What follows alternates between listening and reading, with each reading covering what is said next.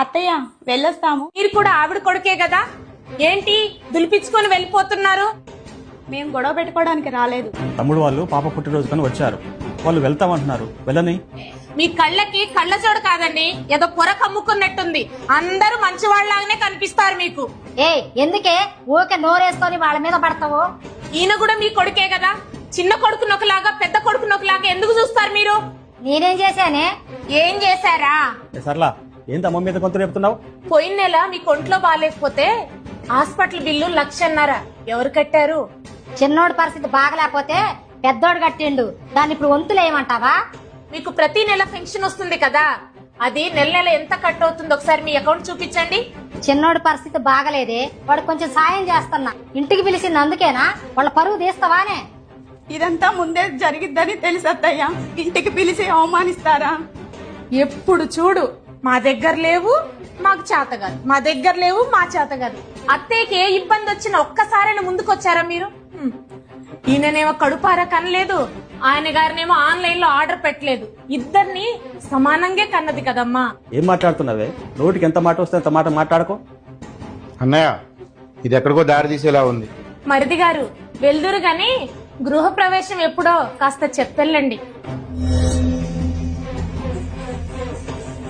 మొన్న ముకుందా జ్యువెలర్స్ లో స్వాతిహారం కొన్నావు కదమ్మా, ఆ డిజైన్ అత్తయ్య గారికి చూపించావా?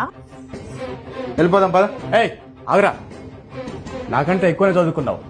ఏదో నీ పరిస్థితి బాగలేదని అంటే ఎంతో కొంత సాయం చేశాను, కానీ ఇంత మోసం చేస్తావా? చూడండి అత్తయ్య, మీరు మాతోనే ఉంటారు, మిమ్మల్ని బాగానే చూసుకుంటాం, అయినా మేము మీకు నచ్చం. ఇక్కడున్న కోడలతో మాట్లాడరు గాని అక్కడ ఆ కోడలకైతే గంటల తరబడి ఫోన్ చేస్తారు, ఫోన్లు మాట్లాడతారు. ఇక్కడున్న విషయాలన్నీ అక్కడ చేరవేస్తారు. ఇట్లా ఎందుకు చేస్తారు అత్తయ్య మీరు? ఎరా, ఇల్లు కొన్నావు, బంగారం కొన్నావు, నాకెందుకు చెప్పలేదురా? సరళా, నా కళ్ళు తెరిపించావే నువ్వు. మీ మీద నాకేం కోపం లేదే.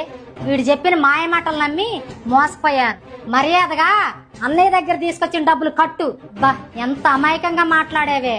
ఇప్పుడు అర్థమైందే, కఠినంగా మాట్లాడిన వాళ్ళందరూ చెడ్డవాళ్ళు కాదు, అమాయకంగా మాట్లాడిన వాళ్ళందరూ మంచి వాళ్ళు కాదు.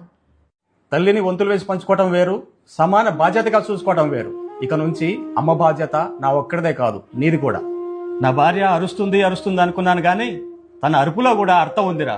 సరళా, ఇక నుంచి నేను వాళ్ళ ఇంట్లోనే ఉంటానమ్మా. మీకంటే ఎక్కువగా ఎదగాలని మీ మీద ఈర్ష్యతో ఇలా ప్రవర్తించానక్క, నన్ను క్షమించక్క. క్షమాపణ కాదమ్మా నేను కోరుకుంది, మీలో మార్పు. రేపు వెళ్దురు కానీ ఈ రోజు ఉండండి. లక్కీ రామ్మా, రా ఆడుకుందురు.